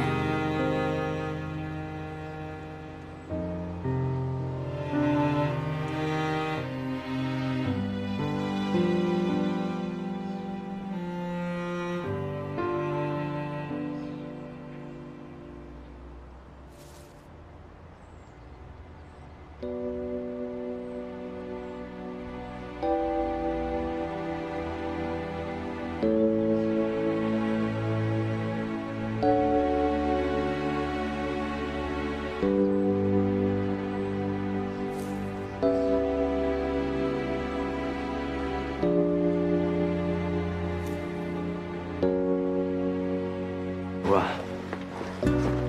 据说这次投毒是针对你的，要不是刘长勇，估计下面躺的就是你了。你还真是幸运啊！每次到了危险的时候，都有人出来替你扛。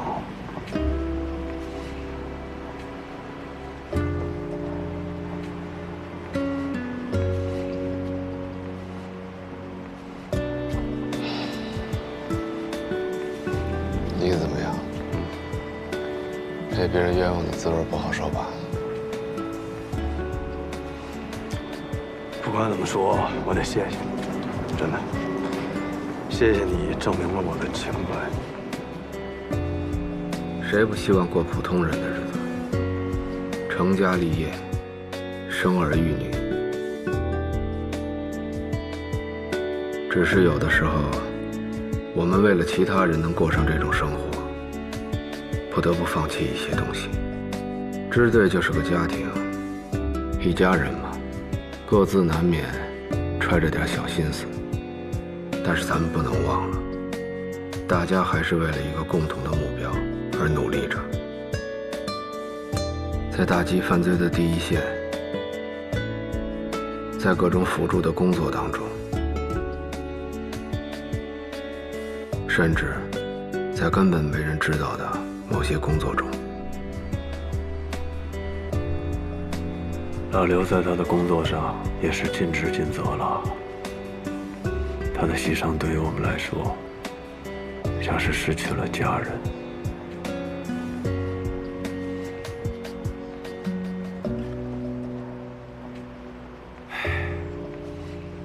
老关，有些事儿咱哥俩得好好聊聊了。老虎该喂了。行，那我在支队等你。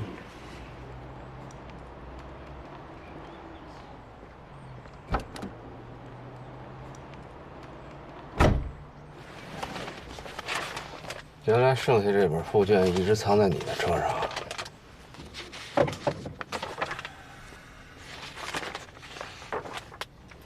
看过了。是我哥陷害的我。看来我怀疑的没错。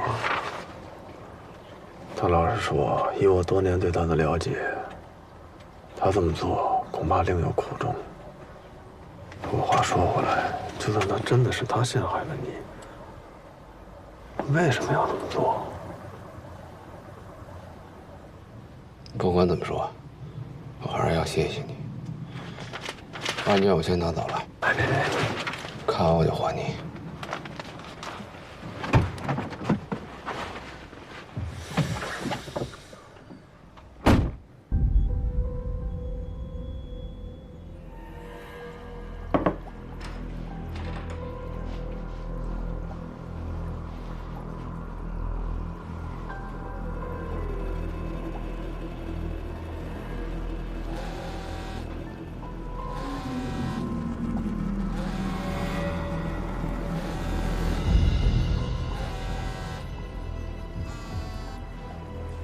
喂，老关，趁着天亮，你快点。知道了，我吃完饭的。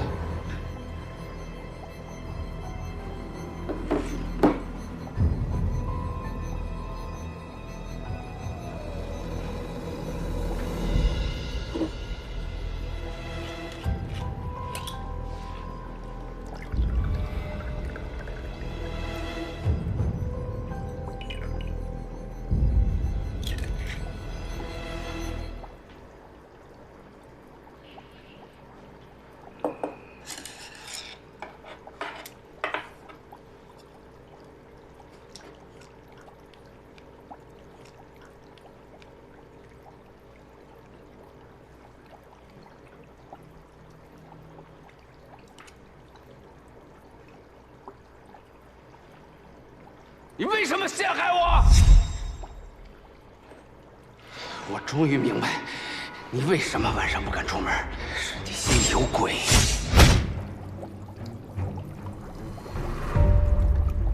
我敢堂堂正正的说，我根本没有杀害吴征一家五口，可你敢吗？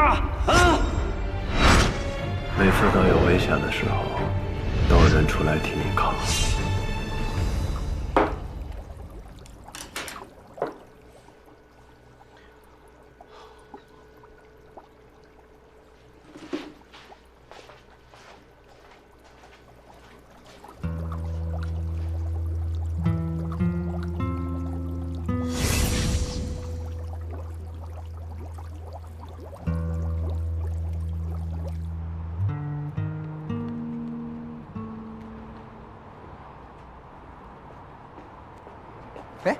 哎，管队，您看见小周了吗？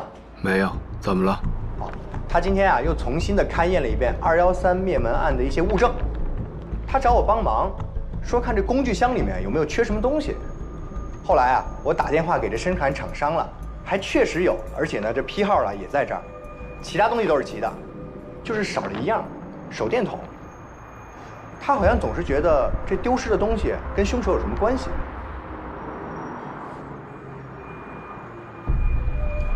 我帮你转交给他吧。嗯。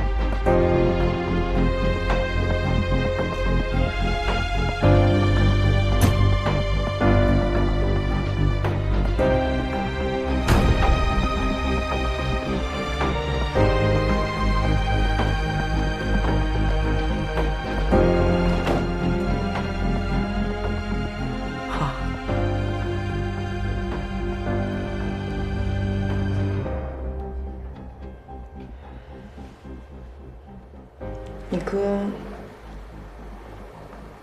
市局的人刚把他铐走了。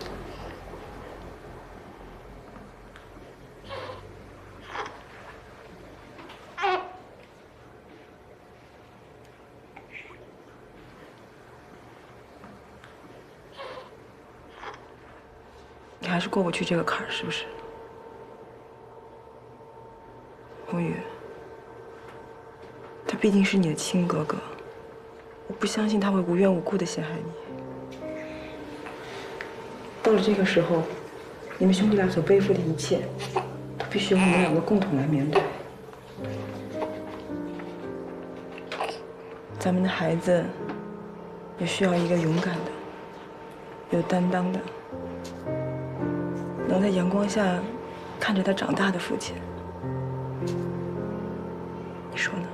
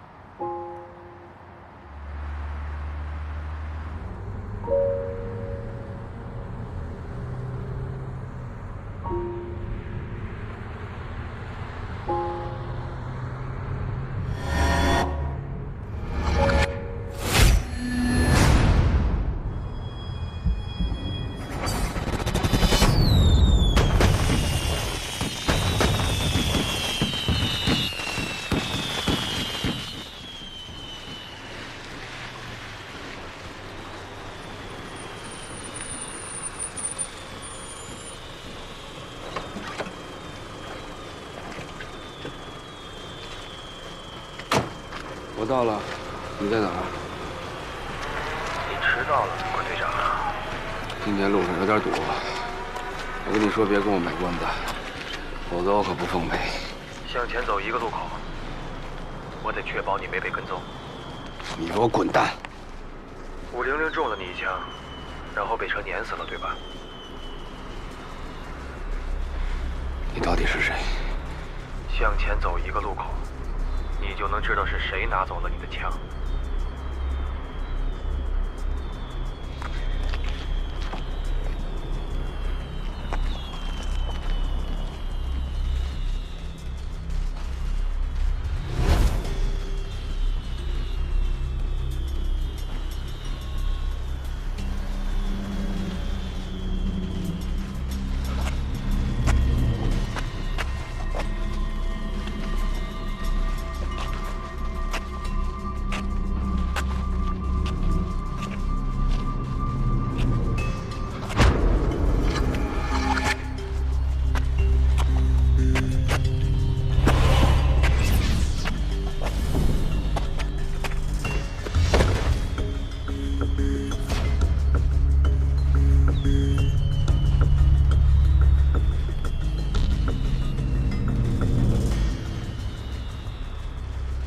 哎，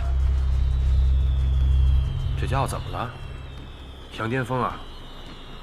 不知道，咱们倒省事了。那现在怎么办？等消息吧，先把他扛走。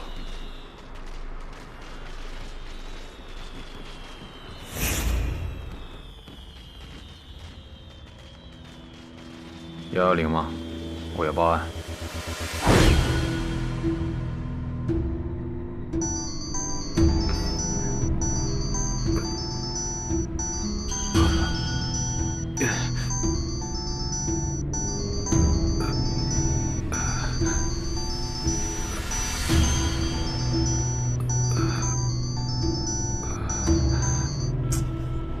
不接电话。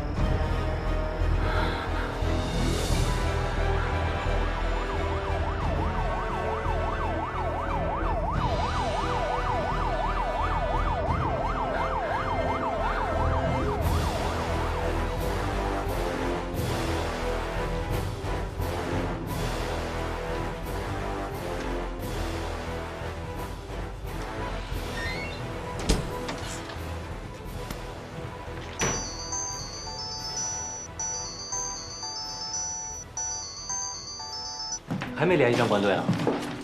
没有。你认识他？啊？谁？我不认识，不认识。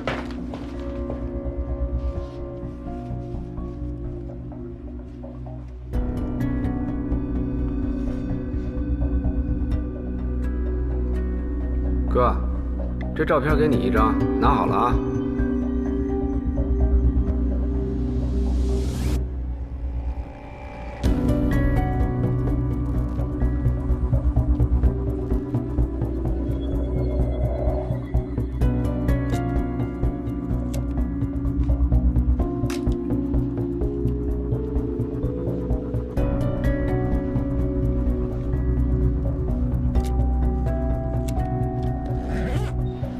哎呀，光哥，洗好了。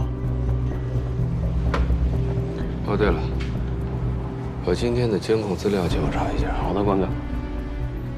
关哥，您拿好。好，慢走，关哥。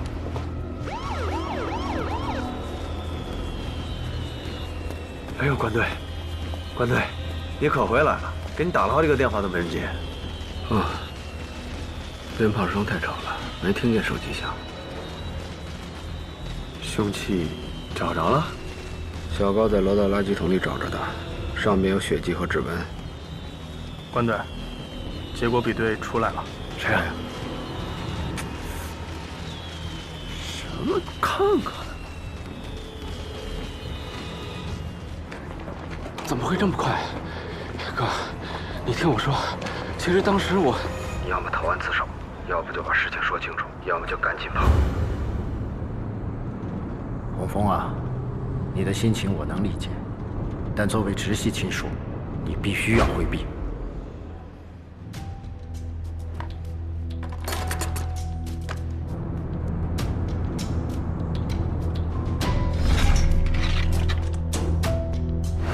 相信我，我真的没杀人。我现在该怎么做？哥，你想想办法。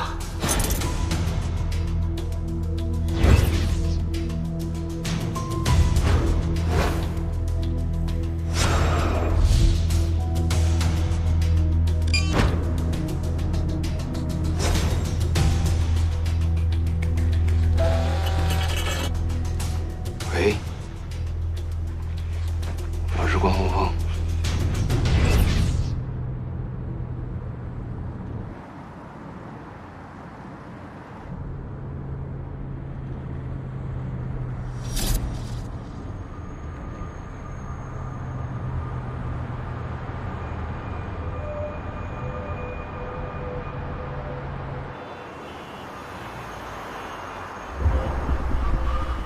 怎么堵成这样了？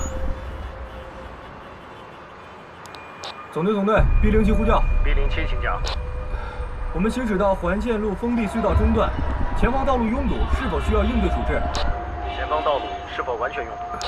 是，好像有肇事车辆。B07，按常规处置预案，引导车流，尽快驶离肇事路段。B07收到。下车。怎么回事啊？这是？你们下车来帮忙。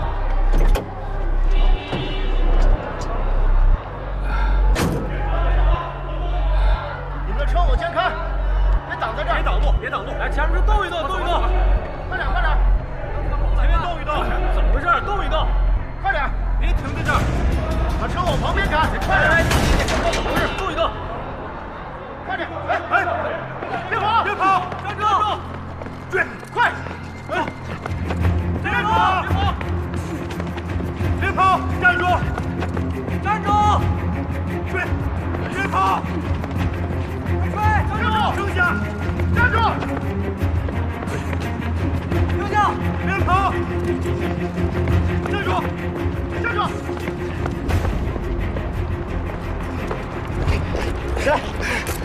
谁？太黑了！走！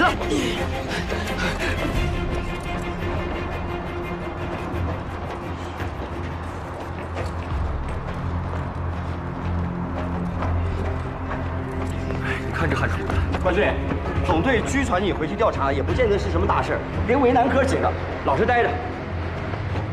劲儿还挺大，门都撞坏了。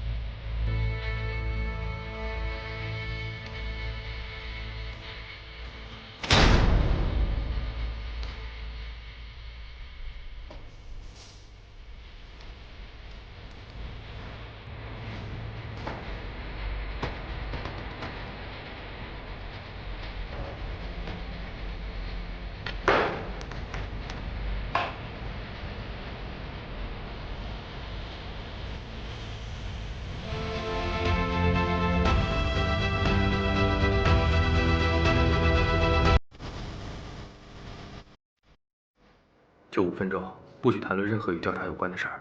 领导有交代，周队，你应该懂的。我明白。开门。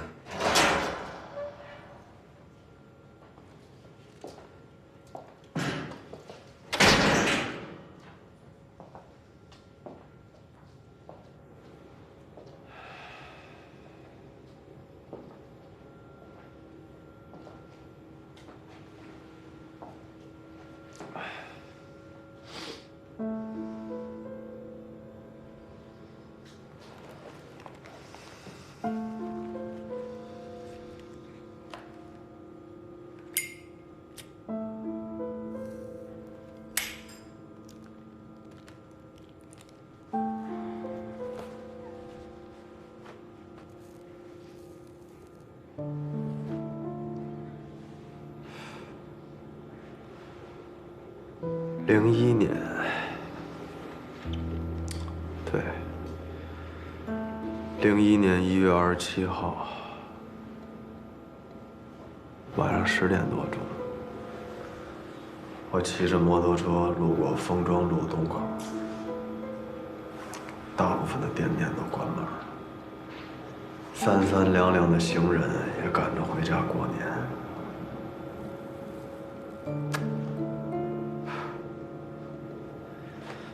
在前面不远处的那个岔路口，那是我第一次见到你的地方。那个时候我还在地取队做探员，刚从警校毕业，很不适应跟那些小小之徒还有无耻之辈打交道。只要有什么事儿，只会用武力解决。我最高纪录是同一天打伤了流窜作案的强奸犯，强奸犯请来的律师，律师找来的假证人，还有西部队的一个探员。那个时候我眼白浑浊，皮肤粗糙，估计还有口臭。除了抽烟喝酒，我厌恶所有的一切事物，包括我自己。我每天只睡4个小时，深夜倒在床上，不把自己喝得完全没有了意识，我就会觉得这个世界特别让人绝望而想哭。恰逢其时，作为市局指定的种子选手，骑着3级运载火箭的关宏峰，你出现了。你一路平步青云，28岁就代替刘长勇做了地区队的指挥，而我因为打人被停了职。刚当上副支队的刘长勇想借此机会把我抻到派出所，或者干脆把我从警察队伍里开除了。我也抱着打压一顿脱衣服走人的想法，干脆放开了心。我整天无所事事，2手插兜在支队门口逛荡，等着劫持同事下班陪我去喝酒。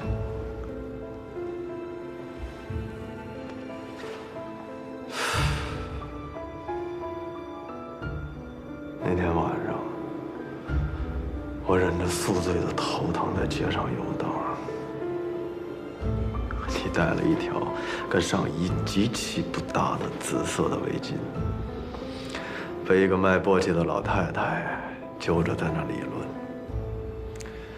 论。01年长丰分局1半的庆功会都是为你开的，整个公安系统都认得你关宏峰这张脸。老太太说你把她的簸箕筐撞倒了，让你赔50块钱。我记得好像是旁边卖糖炒栗子和烤红薯的，在那议论，说明明是老太太自己没站稳，却要讹诈你这过路的小伙子。他们俩也对这事儿特别气愤，但没打算为你出手。你帮老太太捡回了簸箕，搁在筐里，不厌其烦地跟他解释，我是从路西口过来的，我走的是右道，离你2米多，不可能碰着你的。那时候你，就像小学课本里写的那种警察一样，拍张照片就可以作为亲民一家亲的宣传海报。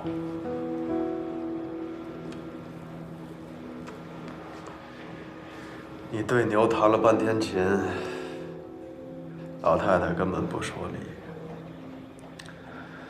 最后发起了眼泪攻势。你盯着那个瘦小枯干的讹诈者愣了几秒钟，平静地掏出了50块钱。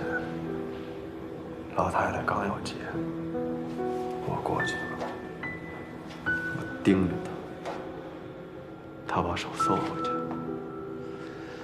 也有可能这个受处分和受表彰都一样，都可以名扬天下。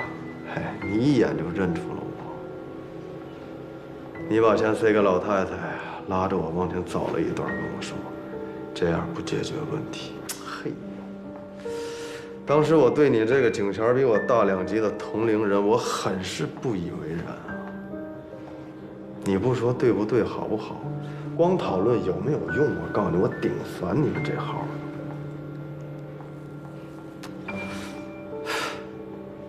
你可能闻到了我身上隔夜的酒气。你跟我说了一声：“走，我请你吃顿饭吧。”饭很得味，汤很浓，就是没酒。其实那是我很长一段时间里第一次没有喝酒。一顿饭让我们彼此熟悉了很多。结账的时候，我打着饱嗝对你说：“你这么纵容他，会让这些无赖横行的。”你诚恳地点点头，接受了我的指责。然后你把饭菜打好包塞给我，对我说了一句：“要继续想干刑警，明儿找你去报道。”我叼着牙签儿，恢复了那张不掉全宇宙的脸。我记得我问了你一句：“我凭什么跟你混？”你也没理我。你把围巾叠好了，塞进包里，淡淡的跟我说了一句：“因为你没得选择。”之后的10年里面，我跟你学会了什么时候可以按兵不动，什么时候可以超保和攻击。我不再痛恨周遭的一切，包括我自己。2年之后，哥们做了北部地区的队长。同年，你被调到了龙达派出所当副所长。1年之后，你又回到了支队。你在刘长勇祭火中烧的目光中，直升支队一把手。2个星期后，我辞掉了北部队的职务，降级升调支队长助理。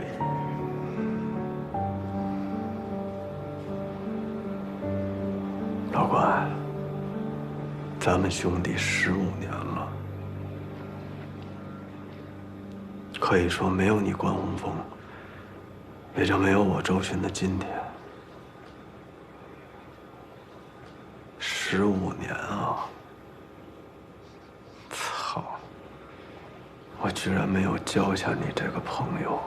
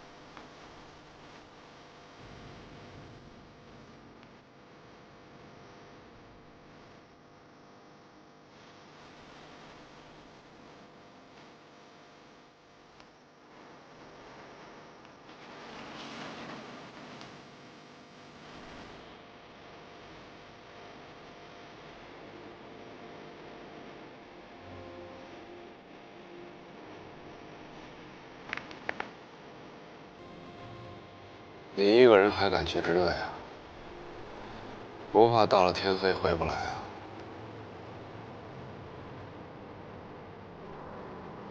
做人走人路，撞鬼踏鬼途，我也该趟趟晚上的道。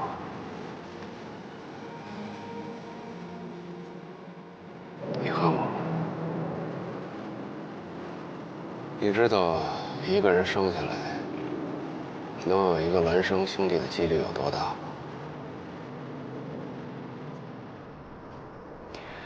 从小到大，虽然咱俩有相同的外形、相同的声音，甚至体内流着相同的血液，但相互之间的关联从来没有像现在这么紧密过，对吗？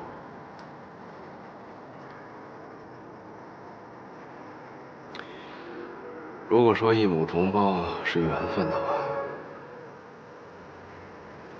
那咱俩并肩能走到今天，那就是造化。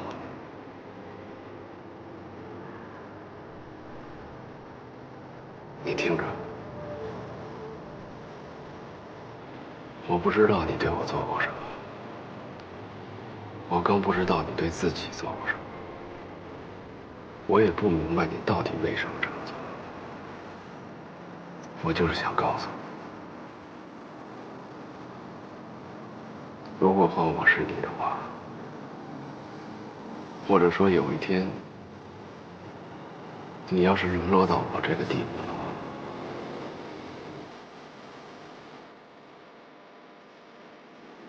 我是绝不会抛下你不管的。